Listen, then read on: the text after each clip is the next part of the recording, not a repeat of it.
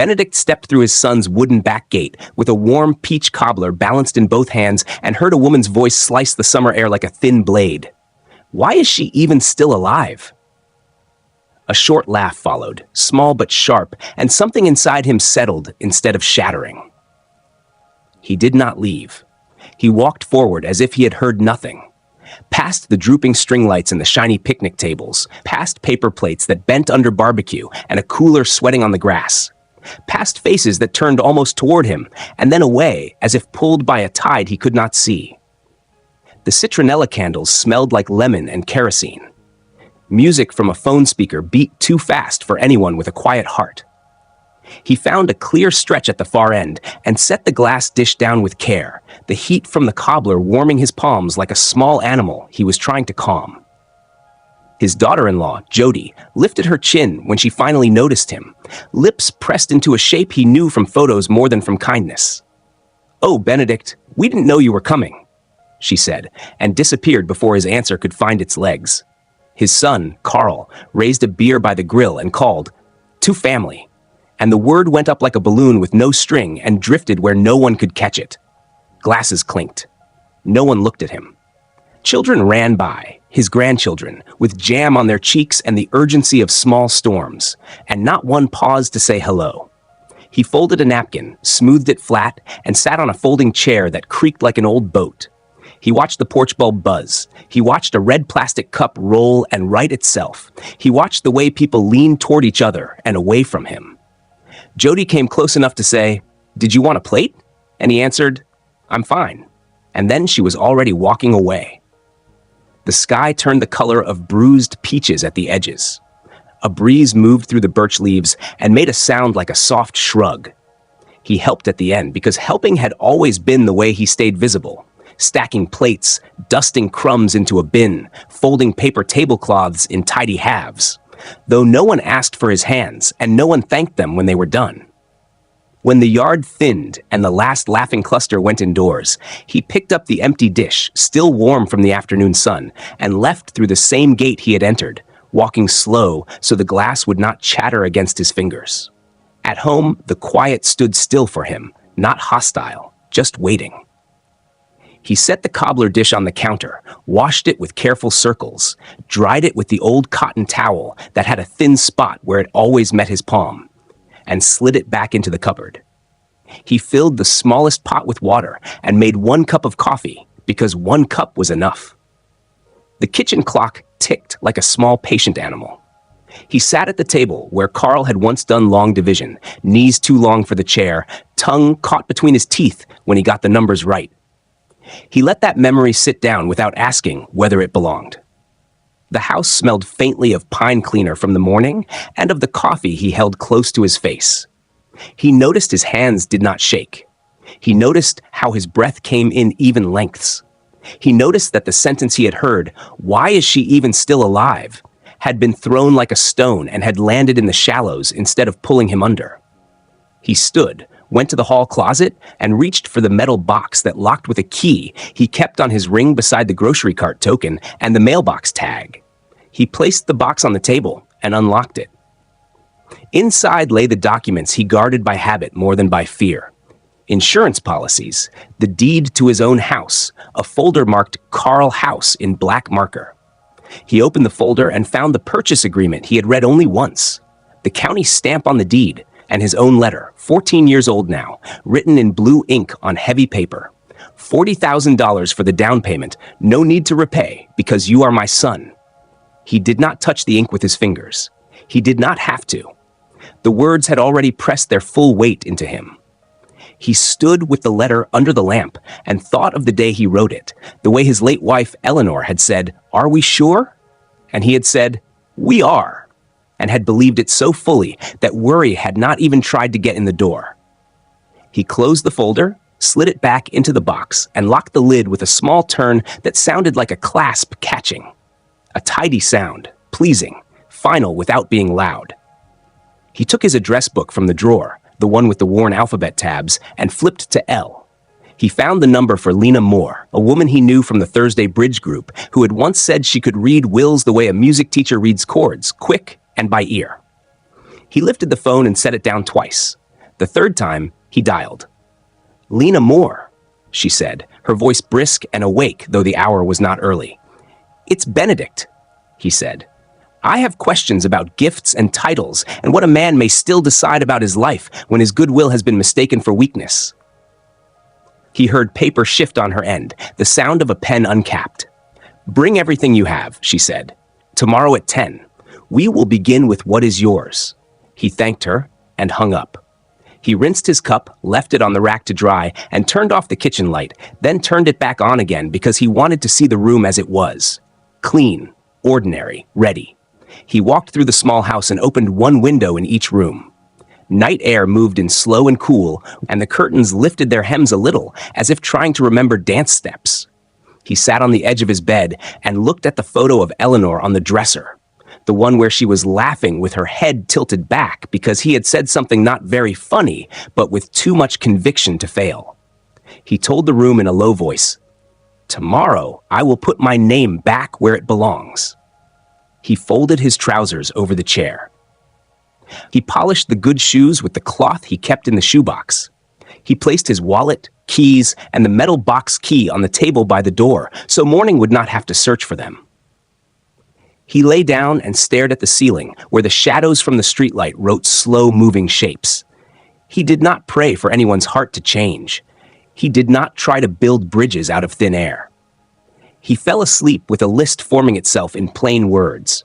Revoke what gives the wrong hands power. Rename what carries his work. Record what must be recorded so that the future would not be left to anyone else's kindness. In the morning, he would dress with buttons because buttons felt like choices. In the morning, he would walk into an office that smelled like lemon cleaner and paper and begin not to punish, but to repair. And though he did not know it yet, that choice, made in a kitchen after a backyard where no one turned, was the first turn of a key that would open a door he had once believed was gone. Benedict woke before his alarm, the kitchen still gray with early light, and moved with the quiet care of someone about to change the shape of his life. He rinsed his face in cold water, buttoned a clean shirt that still had a sharp crease down the sleeves, and laid out the metal lockbox key beside his wallet so his hands would not hesitate later when the day asked for steady answers. Then he set the small kettle on the stove and brewed 1 mug of plain coffee, drank half at the sink, and carried the rest to the table where he placed the lockbox, turned the key, and lifted the lid to the documents that had waited for him. The deed to his house, insurance papers, advance directives, and the worn folder marked Carl House. He took everything Lena had asked for and slid it into a neat brown envelope, added a pen, and tucked a small notebook on top with a list he had written in block letters so he could not pretend he had forgotten. Revoke POA, update will, remove beneficiaries, bank access, locks, P.O. box. And beneath it, he wrote a single line to himself, steady as a rail. Begin with what is yours. At 9:30, he locked the front door, tested the handle twice, and drove to Lena's address, a modest brick bungalow with a white door and a brass mail slot that caught the morning sun. Inside, the air smelled like lemon cleaner and peppermint tea, and the front room held 2 chairs, a tidy desk, and 3 certificates in black frames that said she knew the language of paper and signatures better than most. "You brought everything?" she asked, not unkind. And when he nodded, she took the envelope and laid the contents out in a calm row, as if setting a table for a meal that had rules. She read the letter he had once written, 40,000, no repayment, and gave a small, quiet grunt that sounded like a gavel in a soft courtroom. "The house your son lives in is a completed gift," she said, meeting his eyes so there would be no confusion later. "Not reversible, not shared title, not yours. But the power of attorney he still holds over your medical and financial choices can be revoked today. Your will can be rewritten today. Beneficiaries on accounts and policies can be changed today. We can set a living trust for your current home this week and record the deed so the plan is not left to anyone else's mood." Benedict felt the words settle like bricks, not heavy, just solid. "Do the hard parts first," he said, and she slid 2 forms toward him. Revocation of financial and medical power of attorney, already filled in with his name where it mattered, and blank where his signature would make a promise to himself. He signed slowly, used the full shape of his name, and watched her stamp the notary seal with an efficient press that left a raised circle on the page like a wheel catching earth. "I'll file these by noon," she said, "and I'll email you certified copies. Bring one to your doctor when you choose a new agent. If you don't want a family agent, pick a professional. There's no shame in hiring someone whose job is to show up." He nodded, and she asked, "Your will?" And he said, "Take my son out, executor, beneficiary, all lines, and replace with a donation on death to Harbor House Men's Shelter. Name a professional executor. Include a no contest clause. I don't want to leave doors open for arguments." Lena wrote, fast but careful, asked him his full intentions for small items and personal effects, and he answered with a clarity he had not expected until he heard his own voice say it. "The photo albums to the local historical society if they want them, my tools to the trade school, my piano to the church if they can use it, everything else to be sold with the house when I'm gone, proceeds to the shelter." She nodded, printed, and he signed again, each stroke not angry, only firm. "For the trust," she said, "I'd like you to meet Charles Lindell tomorrow. He can retitle the house into a living trust with you as trustee and beneficiary now, and with the shelter named to receive the proceeds later. We'll record the deed with the county. It will be simple for you and very clear for everyone else." Benedict said, "Tomorrow is good," and felt a small, surprising loosening between his shoulder blades, as if a knot had agreed to give up. He paid her retainer with a check that did not sting because it bought him back his own name. When he left, the sun had pushed fully onto the sidewalk, and he stood for a full breath by the brass mail slot, letting the warmth touch his fingers like a small permission. He drove home the slow way, past the park where he had once taught Carl to ride a bike by running behind and letting go at the moment the boy forgot to be afraid, and he parked under his own crooked maple and sat for a minute with both hands on the wheel. Inside, he put the new copies in the lockbox, wrote revocation, filed on a yellow sticky, and set Lena's checklist on the fridge with the magnet shaped like a lighthouse. Then, because hands need work when minds are full, he pulled flour and sugar and blueberries from the cupboard and made a pie he did not intend to share with anyone except the quiet he was teaching to be a friend. He grated a little lemon zest, cut butter into the flour until it looked like snow with stars in it, rolled the crust thin, and filled the kitchen with that old warm smell that had cheered rooms where words had failed. While the pie baked, he cleaned the shallow drawer in the hall where he had kept small surprises for grandchildren who did not come. Stickers, tiny notebooks, marbles, a pencil with a rocket eraser. And he put every single item into a brown paper bag and folded the top twice. He set the bag with the recycling and watched it sit, unchosen, the way he had sat at too many tables where his name did not count. The oven timer chimed, and he lifted the pie to the counter to cool. The crust blistered just right, the fruit bubbling at the vents. At 3 o'clock came a text from Carl that read, "Jody says she might have hurt your feelings Sunday. Long day. You know how these things are." And Benedict looked at the words as if they were a tool that had never done what it promised, then deleted the message and finally blocked the number with a thumb that did not hesitate. At 3:15 came a voicemail from Jody, bright and flat, that said, "We're worried. Please call back." And he pressed delete without listening to the last second of it. He took his legal envelope from the drawer, wrote in big letters across the top, "Revoked. See copies," and slid the old power of attorney behind the new paper, as if tucking a bad dream back into a place where it could no longer startle him. He called the locksmith and said, "Tomorrow morning if you can," and the young man on the line said, 9 a.m., sir. And Benedict said, 9 is good, and wrote new locks, 9 on his list.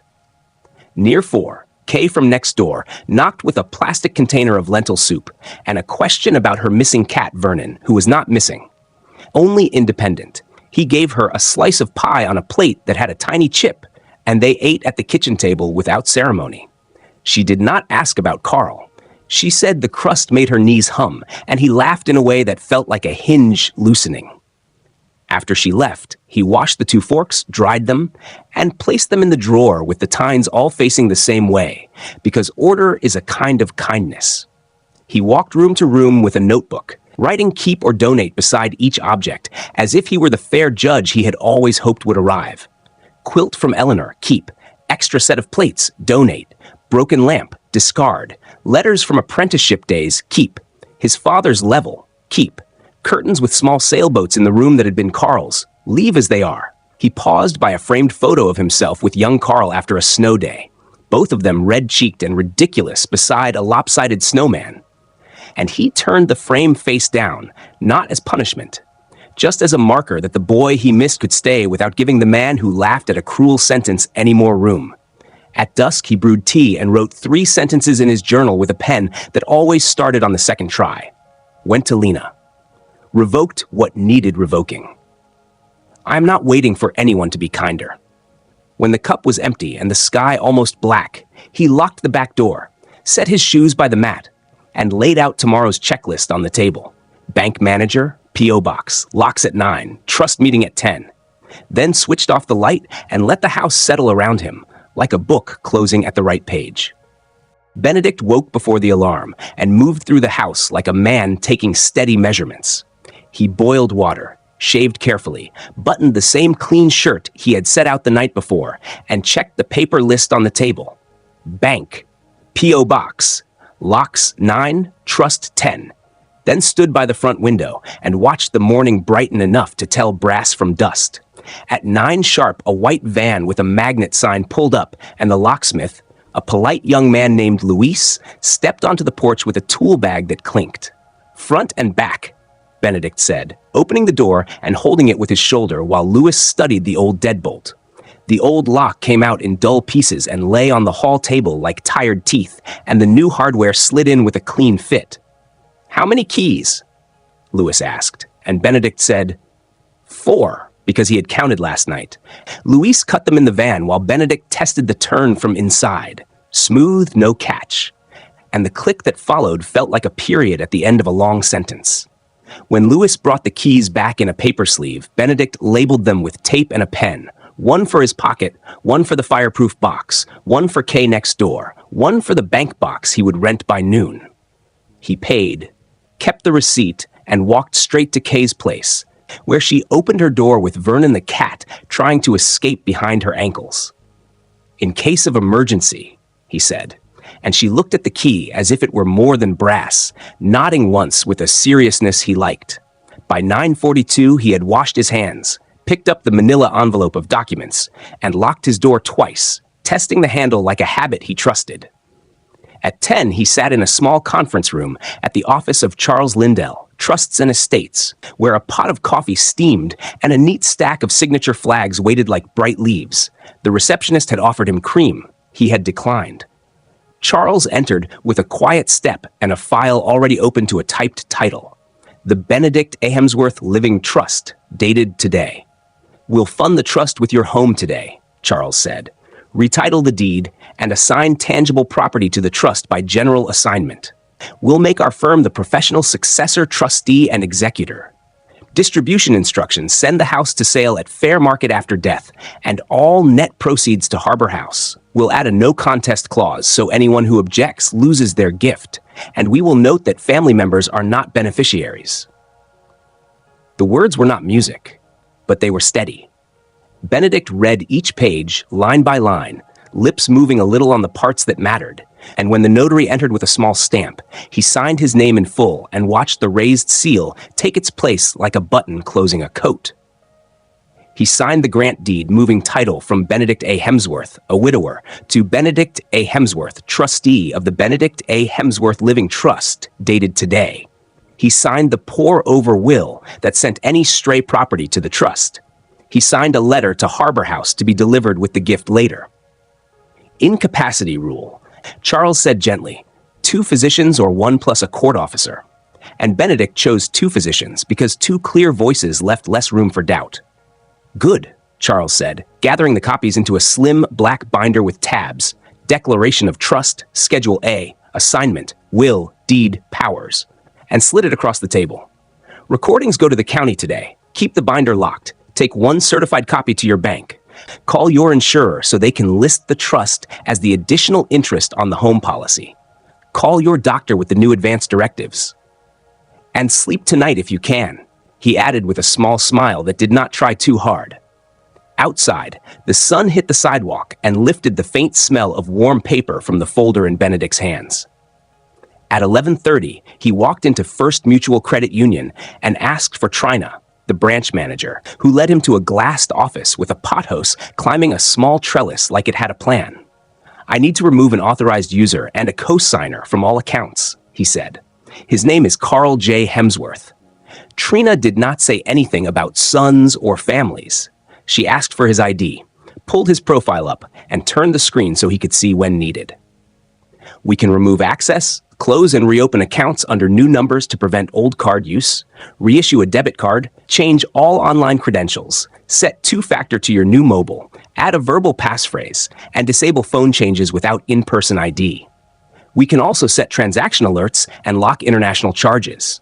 For your beneficiaries, we can list your living trust payable on death," she said.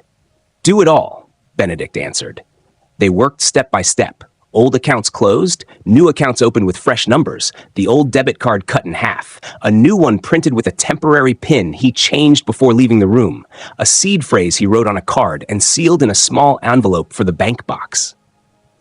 He chose a verbal passphrase that would not be guessed from his past, and when she asked security questions, he picked answers that would not turn on family memory. "Safe deposit?" she asked, and he nodded. They walked to the vault and she opened a drawer, placed inside a certified copy of the trust, a photocopy of his will, one house key in a labeled sleeve, and the sealed envelope with the passphrase. He signed the card for the box and slid the tiny key onto his ring. "Alerts are on," Trina said when they returned to the office. "Any withdrawal above your limit will ping you. Any change request will require you here in person with ID and this passphrase. Carl's cards and access are canceled effective now. You'll see the system notes. These are your receipts."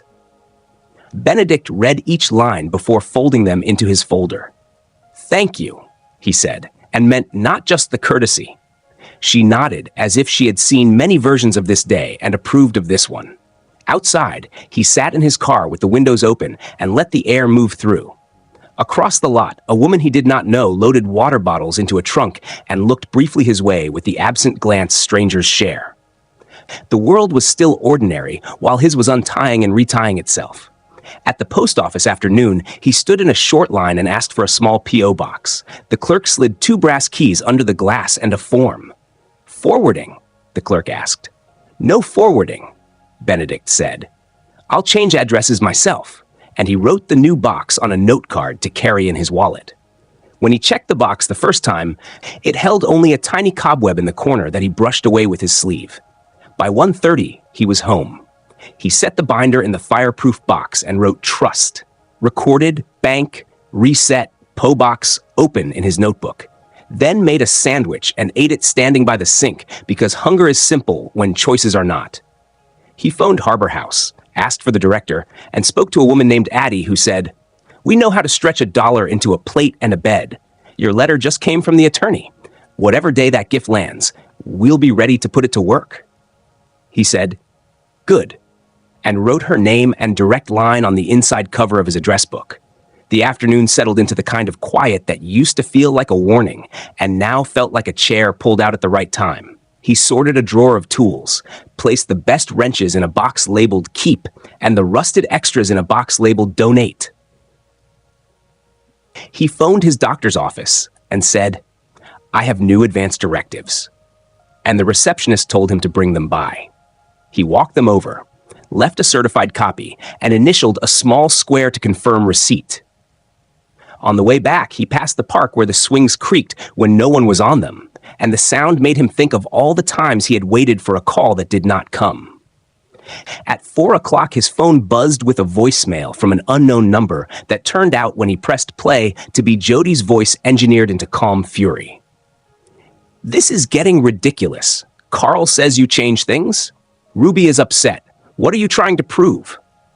He deleted it without replaying the last tight breath. He unpinned Carl's contact from the favorites list and moved it to the end of the contacts, then drew a quiet line through the C tab in his paper book and wrote a new name under H, Harbor House. like building a shelf where something useful would sit. He considered turning on the television and did not. He boiled water for tea, took his new keys out, and practiced the new lock again because some skills are better when the body remembers them. He walked next door and told Kay, "If you don't hear from me by Saturday, it's because I'm finally resting, not because I've fallen." And she said, "I'll knock Sunday anyway," which was a promise he liked. As evening put a thin blue over the rooms, he opened his journal and wrote in plain words so there would be no chance of forgetting. "This morning the locks turned. At 10 I moved the house into my trust. At noon the bank unhooked my name from the wrong hands. A box with a tiny key holds the papers and one spare key. I am not angry. I am exact." He closed the book, set it by the lamp, and stood in the doorway looking at the door he had just locked. It was still just wood and paint and a new bolt, but it looked like a door that now answered to him. By morning, the house felt different, in a way that was not about furniture or light. It felt as if someone had straightened a picture inside Benedict, and the frame finally sat square. So he made oatmeal, turned the radio to a low murmur, and wrote the date at the top of his notebook before calling the numbers on yesterday's list in the order he had promised himself.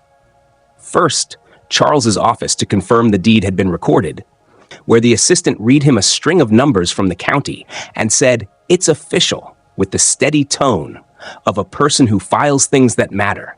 Then his insurer to add the living trust as an additional interest on the home policy and to mail a fresh declarations page. Then his doctor to note the new advance directive already on file. He hung up each call and wrote a neat check mark because the small proof helped. After that, he opened the hall closet and pulled down 2 flattened boxes, popped them open, and began a slow tour through the rooms with a pencil behind his ear, placing quiet labels on what his hands were ready to decide. Keep on the quilt. Eleanor stitched when Carl was 10. Donate on the extra set of plates that had never been someone else's favorite. Bin on a lamp whose cord had gone brittle. Leave on the curtains with little sailboats in the bedroom that used to be Carl's, not as a shrine, just as a truth of the house that would belong to someone else one day. Near 10:30, he called the number he had circled twice, the manager for Willow View Apartments, a woman named Teresa, who answered like she had been expecting something good, and told him Unit 1B was still open. Ground floor, south-facing windows, heat included, cats allowed. And if he wanted to see it today, she had a gap at 1. He said yes, wrote 1, view 1B in his notebook, and made a sandwich while the kettle sang. The street outside was ordinary. Delivery vans, a mail carrier, a boy on a bike with a shoe untied. And the ordinary steadied him. At 12:45, he locked the new lock, tested the handle twice, and drove to Willow View, a tidy brick cluster with flower beds already planted with red salvia. And Teresa met him at the door with a clipboard and a plain smile that did not push. Inside, Unit 1B was smaller than his house, and honest about it.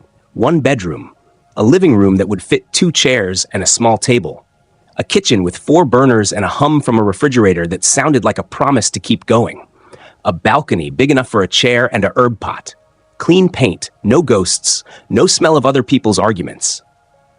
"Most folks who move here want quiet," Teresa said, and he nodded because the word had changed shape for him in the last 2 days. It was no longer a punishment. It was a room that fit. The application was 3 pages. Name, prior address, references, income. And he filled it in with his careful print. Wrote Lena for legal, Trina at First Mutual for the bank, Kay next door for a neighbor. And when Teresa ran the background check and came back with a small stamp pad, he signed and put down the deposit without bargaining, because you do not haggle with yourself when you are buying peace. "Move-in can be the first," she said. "Keys as soon as the cleaners finish?" And he wrote "move-in" first in his book and felt a click that wasn't a lock but was close. He drove home the long way again, past the park where the swings squeaked in that lonely way even when empty, past the bakery he hadn't visited in months, past the corner where he once waited for Carl outside baseball practice and watched his boy walk toward him, scuffing his shoes on purpose to make sparks on the pavement. And back at the house, he set a new stack of boxes by the front room and began a calm packing of what would travel with him. Tools he loved, the blue china set with a chip that made the pattern kinder, Eleanor's photograph, his journal, the binder Charles had given him, the small tin of buttons he had saved for 40 years, because sometimes the exact right button is the difference between a thing that falls open and a thing that holds. At 3 o'clock, a car stopped out front and did not turn off right away. He knew the sound of Carl's engine like he knew the sound of rain starting. And he stood in the hall where the floorboard did not squeak and waited until the knock came. 3 polite raps like the ones people use when they want to sound reasonable. Benedict opened the door only as far as the chain would allow. Carl's face was older than it had been in Benedict's mind, a little gray at the temples, a line between his eyes that had not been there when he was building Lego forts on the coffee table, and his voice came out flat from trying too hard to be calm. "Dad, what is all this? Jody says you changed the bank, the papers, the locks. You blocked me. We're worried. We just want to talk." Benedict kept his hand on the door and said, in the same even tone he had used to teach apprentices how to hold a level, "I heard what was said in your yard, and I heard you laugh. I am not here to be scolded for reacting to a sentence that should never have existed. I am choosing what I can choose while I can still choose it." Carl's mouth moved, then tightened, then said the thing hurt people say when they want to make it small. It was a joke. You know how Jody talks. Don't throw away family over one bad afternoon. And Benedict felt the old pull, the one that hoped to be invited back in, and then let it go, because the line had held for years, not one day. And he said, "Jokes have a turn that makes you smile, even when you didn't want to. This had no turn. There will be no more access to my accounts or decisions. My plans are recorded. If you want to write a letter, I will read it. I will not argue at this door." And before Carl could put a foot in the space the chain allowed, Benedict closed the door gently until the latch caught and the wood was just wood again. He stood with his forehead against the cool paint and counted to 60, not to calm down, but to mark that he had not gone back on himself, then went to the sink, ran water over his wrists the way Eleanor used to when worry got loud, and dried his hands on the towel with the thin spot. At 4:10, there was another knock, light and uncertain. And this time, it was Kay with Vernon held under one arm like a bag of flour, saying he had jumped the fence and tried to join a sunbeam on Benedict's porch. And Benedict laughed in a short burst that surprised him. Let the cat sniff the edge of a box. And sent them home with 2 slices of yesterday's pie.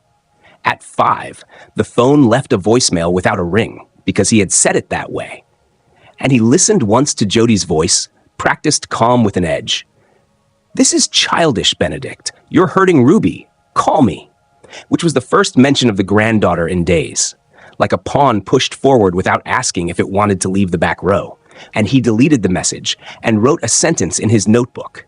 "No more conversations where my name is a tool." And drew a line under it. After dinner, he walked the small square of yard and planted 3 marigold seeds from an old packet in the corner where the soil stayed dark after rain. Not to bloom so soon, but to mark the ground as watched. He came inside, folded 2 shirts into a box, sealed another with tape, and sat to write, the page lit by the lamp he had decided to keep. Lease signed for 1B. Door stayed shut when it needed to. I felt the old pull and did not move. The quiet is not a punishment. It is a room I chose. Tomorrow. Utilities. Change address at the bank. Start the list for donate pickup. If someone knocks kindly, I will open. If not, the chain holds. He closed the book, turned off the lamp, and stood in the doorway a moment, listening to the house breathe. The low hum of the refrigerator, the soft tick of the clock, the new lock at ease, and understood the small mystery that had bothered him for years was not why people could be unkind, but why he had treated his own life like something that needed their permission. Tonight, at least, he did not. By Friday, the plan had a heartbeat, steady and patient. So Benedict started where lists turn into days. He made oatmeal, wrote the date in his notebook, and began the calls. Utilities first, because a house that is leaving you still wants light long enough to say goodbye. He set the stop service date for electricity and water at his address and the start date for Willowview 1B on the 1st of the month, repeated the meter numbers twice to the woman on the line until she said, "All set," and he drew a square check mark that looked like a small door closed neatly. Next came the phone and internet company, where he sat through a maze of recorded voices until a young man named Theo answered and scheduled a technician for move-in day between 10 and 2.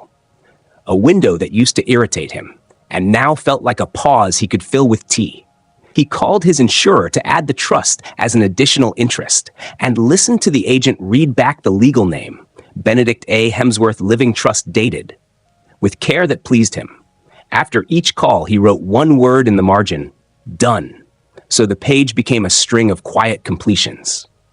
He drove to First Mutual to change his mailing address to the P.O. box and to order a bank check for the deposit he'd already paid, because order is also a kindness to the future. Then stopped by the post office to buy a sheet of stamps with birds on them for the few letters he still sent, and to place a small bundle of change of address forms in his bag for the doctor, the pharmacy, and the library. Back home, he pulled 2 new boxes open and began again the slow walk through rooms that had learned his footsteps.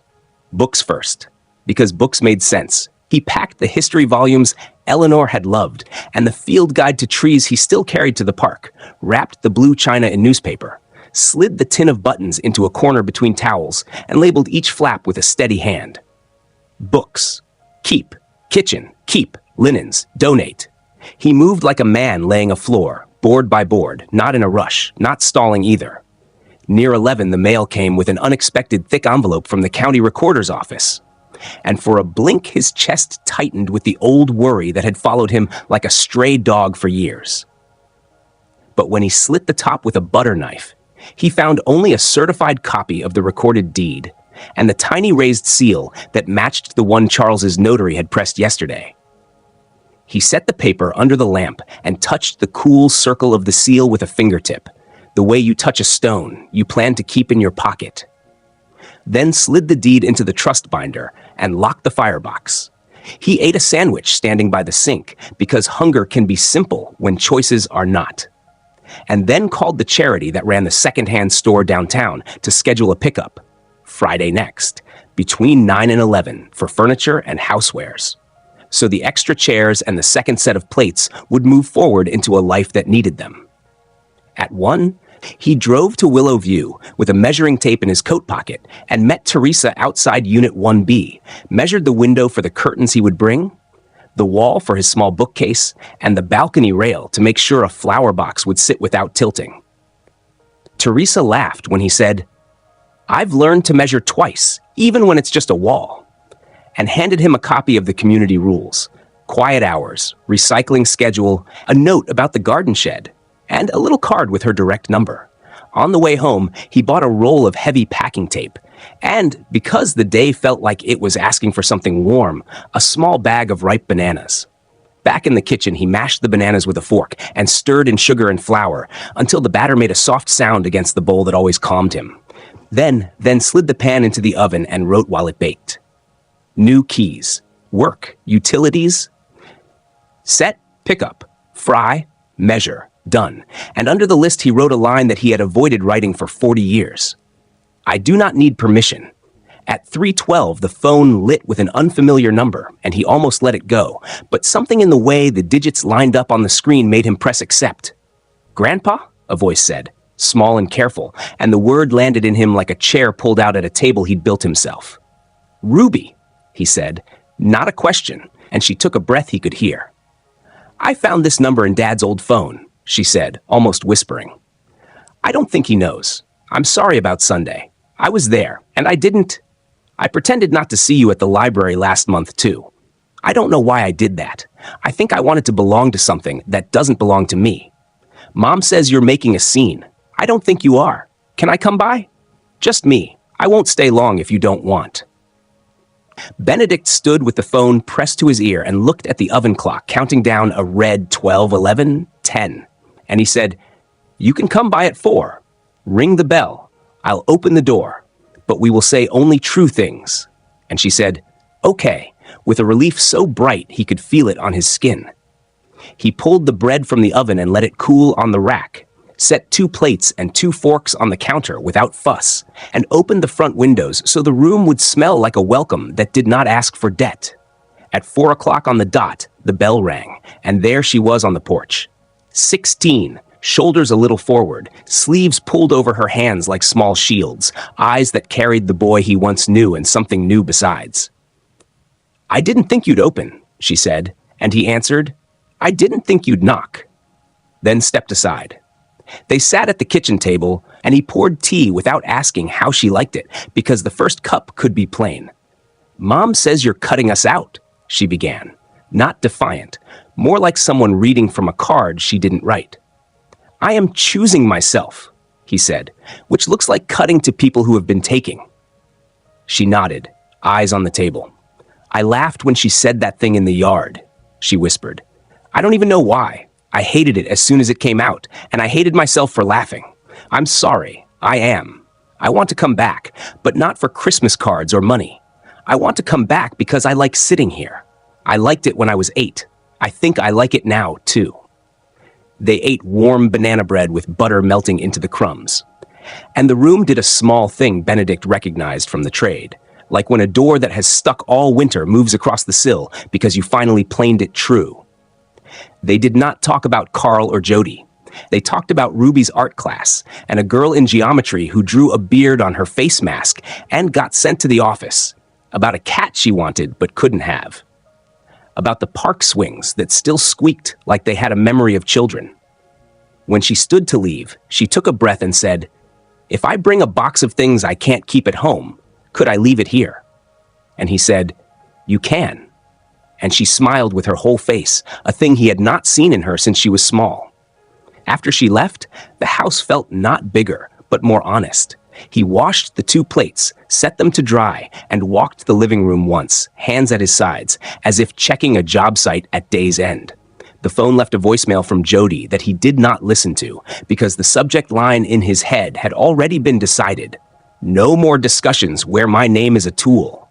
And he laid out 3 fresh boxes for morning. At dusk, he carried the bag of donations to the hallway and tied it with twine, wrote "donate" in black letters that would be clear to strangers, and planted the card with Teresa's number in the front of his address book. He stood at the window, watched a boy on a bicycle ride past with one shoelace undone, and heard the house breathe around him. The hum of the refrigerator, the slow tick of the clock, the new lock at rest. And understood that the small mystery that had dogged him for years was not whether they would ever love him the way he loved them, but whether he would ever treat himself as if his life were his to arrange. Tonight, at least, he had. Benedict woke to a pale morning and the sound of his own house breathing, a low refrigerator hum, the tick of the clock, the steady quiet that now felt like a friend. And he sat up with the list he had written the night before folded beneath his watch. Movers 9, donation pickup 11, keys, Willow View 1B, internet tech 1 to 2, final walk.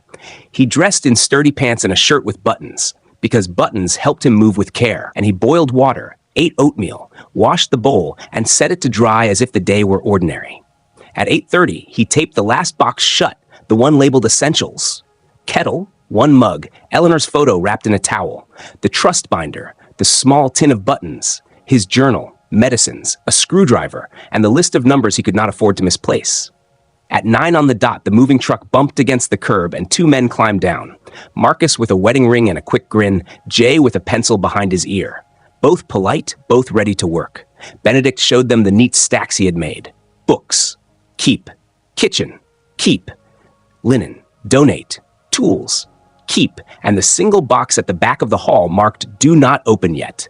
They lifted and carried with the quiet rhythm of people who know their trade, and Benedict felt his heart work in even strokes as the rooms opened, floor by floor, each space returning to its bones.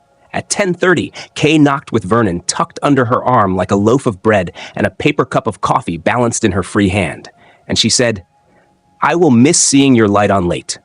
And he answered, "I will turn on a new one," and gave her the spare key he had promised and a jar labeled marigold seeds in his neat block print. At 11, the charity truck arrived for the donations. 2 men with bright gloves who carried the extra chairs and the second set of plates and the lamp with the brittle cord. And one of them asked, "You sure about this?"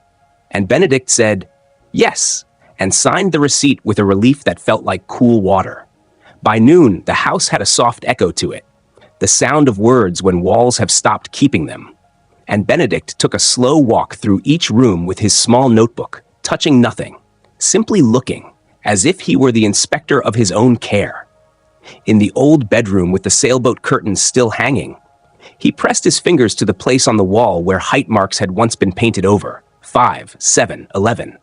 Lines he could still feel under the paint if he tried, and he nodded at the stubborn memory, not to cling, only to bless.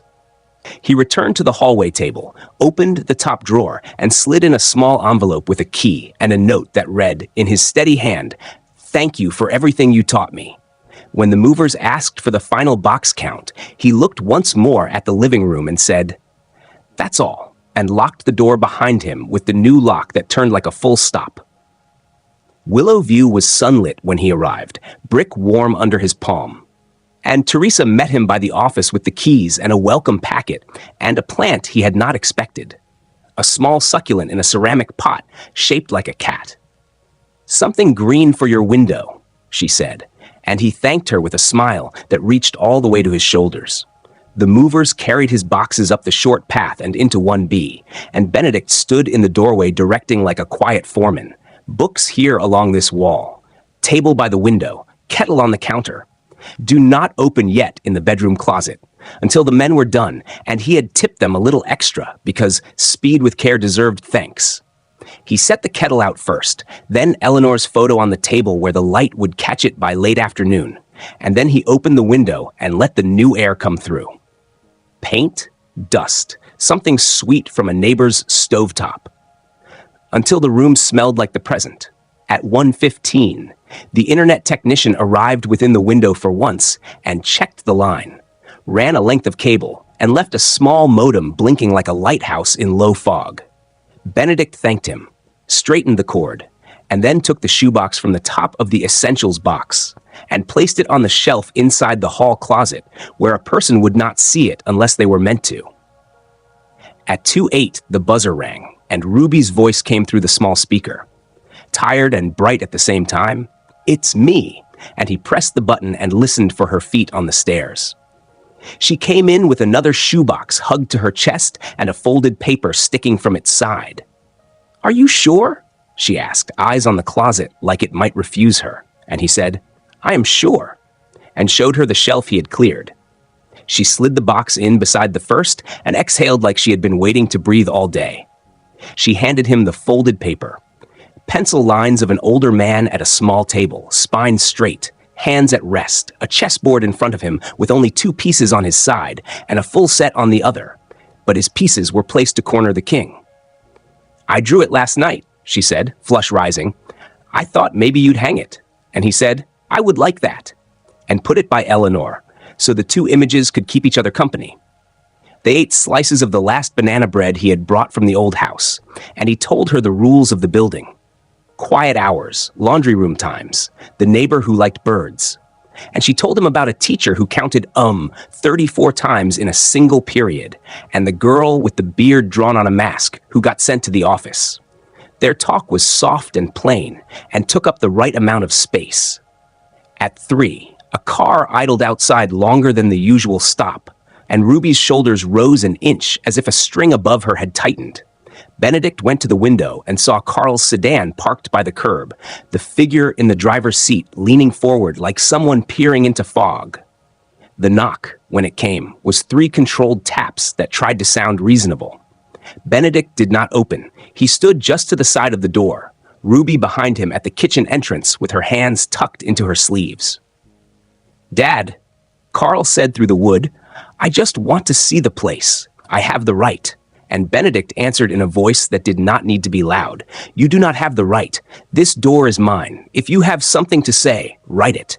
And he let the silence gather until the footsteps shifted and the engine started again and the car pulled away. He turned to Ruby and felt the tremble in her sigh, not fear exactly, but the release after it does not go wrong. And he said, "Tea?" And she nodded and laughed at herself for nodding so fast. They drank from chipped mugs and ate the last of the bread with a spoonful of fig jam she had brought in a small jar. When she left at 4:30, he walked her down to the building door and watched her cross the short stretch to her grandfather's old bicycle chained at the rack. "I'll text next time," she said, "so you can say yes or no." And he said, "Text," and she rode off with her shoelaces tucked into her shoes. Back upstairs, he stood in the middle of the small living room and listened to the new apartment make its soft noises. The refrigerator hum that sounded like a settled cat, the plumbing tick that would stop after a week, the distant TV that someone was not playing too loud. And he unpacked the kettle fully, filled it, boiled water, and made tea, not as an act, but as a fact. At 5:15, Teresa slipped a welcome sheet under the door about recycling and community coffee on Saturdays, and he smiled at the neatness of it. At 6, he opened the Do Not Open Yet box and took only one thing out, the small chess set he and Carl had made together once from scrap wood. The kings carved a bit too tall, the pawns plain. And he set it on the table under Ruby's drawing. He did not think about who would play. The board could sit as a quiet reminder that 2 pieces can be enough if they are placed with care. He cooked something simple on the stove, eggs, toast, tea, and ate standing by the counter because sometimes standing is the right way to meet a new room. At 7, the sky turned the color of damp paper, and he stepped onto the small balcony with a blanket around his shoulders and looked at the trees lining the lot, their leaves moving like a full breath. Somewhere, a wind chime answered in a single polite note. He came back in, wrote in his journal with the lamp making a small circle on the table. Moved, door held, Ruby's box shelved, car left. I am not afraid of quiet. And then, because he had promised himself he would mark the end of things, he took the last key to the old house off his ring and laid it on the table beside the cat-shaped planter. He would return it to Charles for the closing when the time came. For now, it could rest in the open like a finished line. He washed the mug, turned off the light, and lay down on the narrow bed that felt right for one person. And he listened to the apartment count its own small mysteries. The click of the new lock settling, the hallway steps of a neighbor he had not met yet, the way the night air reached in through the cracked window. And he slept like a man who had found the middle of his name and stood there. A week later, Benedict woke into a morning that held its breath and then let it out slowly. And the day moved in an order he could follow. Tea, oatmeal, a glance at the little succulent by the sink that seemed to like its place. Before the phone rang at 9:20, with Charles on the line, saying the offer on the old house had come in just over asking. Clean terms, 30-day close, no contingencies that would snag. Benedict sat at the table with his pen ready and asked the questions he had written down. Inspection window, escrow timeline, possession date.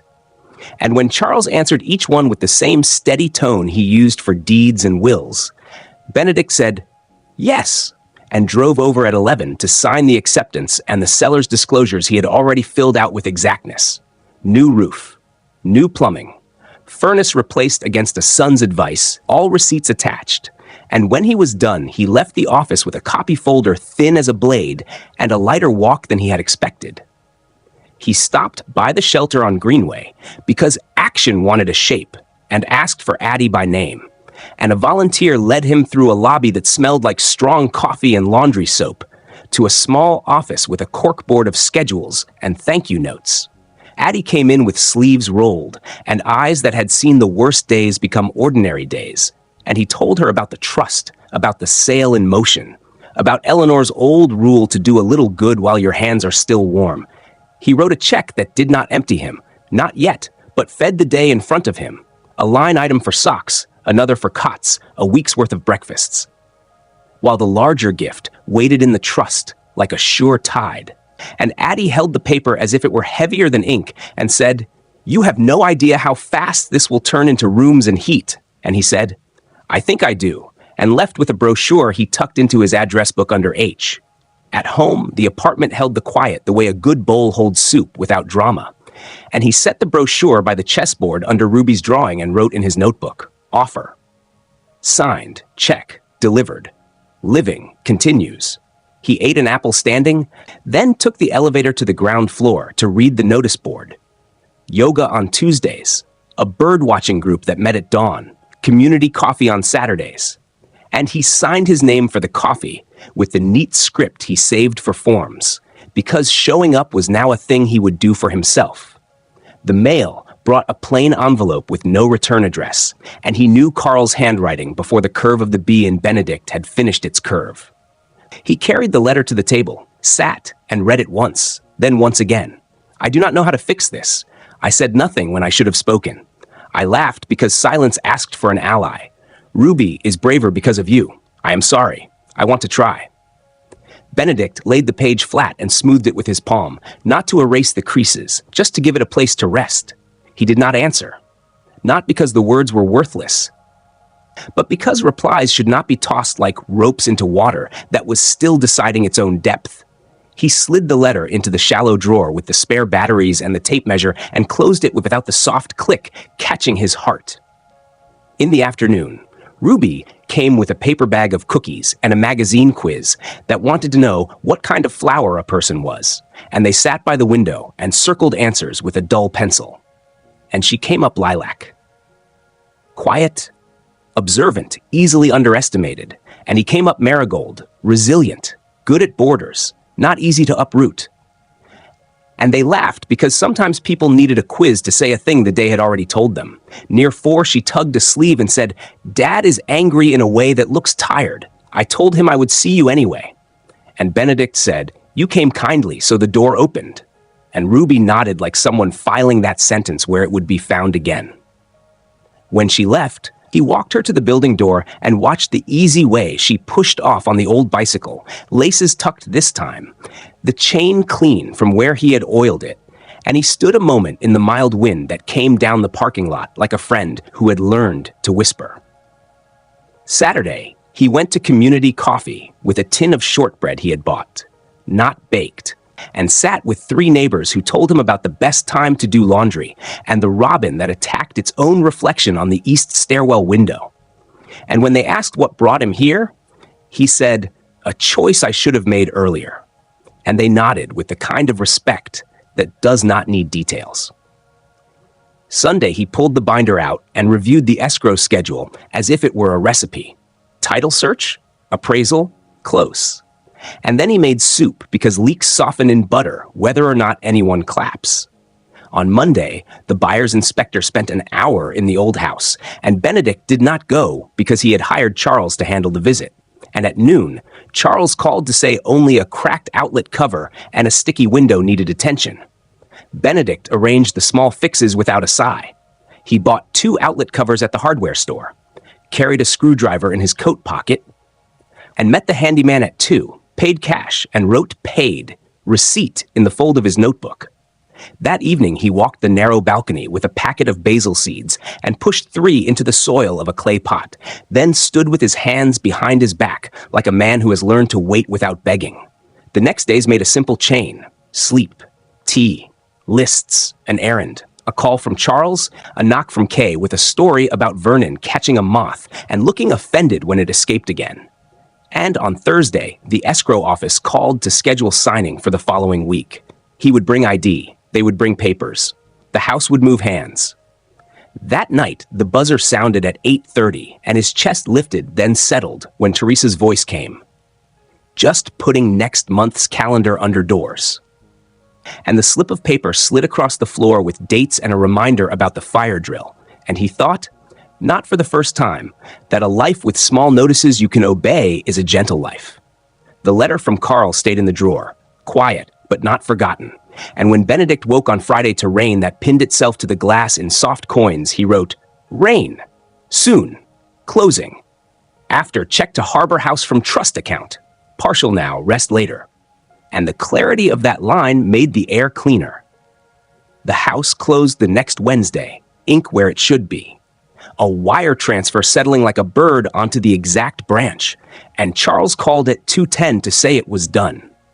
Benedict thanked him and sat still for a full minute, hands on the table, before he put on his coat and walked to the bus stop in the rain with an envelope in his inside pocket. At the shelter, he handed Addie a trustee check drawn from the trust account, an early distribution authorized by clause and initialed in the margin, and said beds, heat, hot water. And she laughed once in that wet-eyed way tired people laugh when a thing breaks toward them.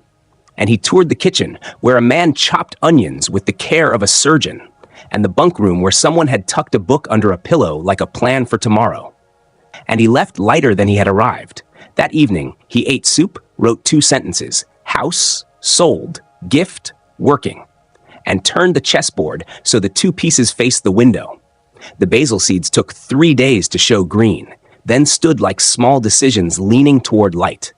On Sunday, he read a letter from Ruby that arrived with a pressed ginkgo leaf, saying she wanted to start a group at school for kids whose homes felt like complicated rooms, and he wrote back 3 lines.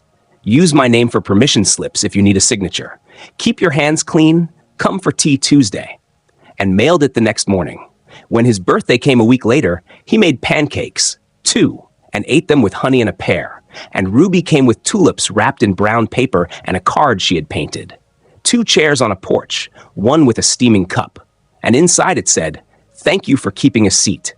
He stood the card by Eleanor's photo, felt the room answer with an ease he had earned. And when the day softened into evening and the apartment wrote its small music, the hum, the tick, the hallway footfall, he opened his journal to the last page and wrote the cleanest line he had. I walked into a yard and heard a sentence about my life. I did not argue. I did not beg. I went inside my own house and erased every place that let the wrong hands turn the knob. I am still alive to remember my name and to keep the door open just wide enough for those who knock with care.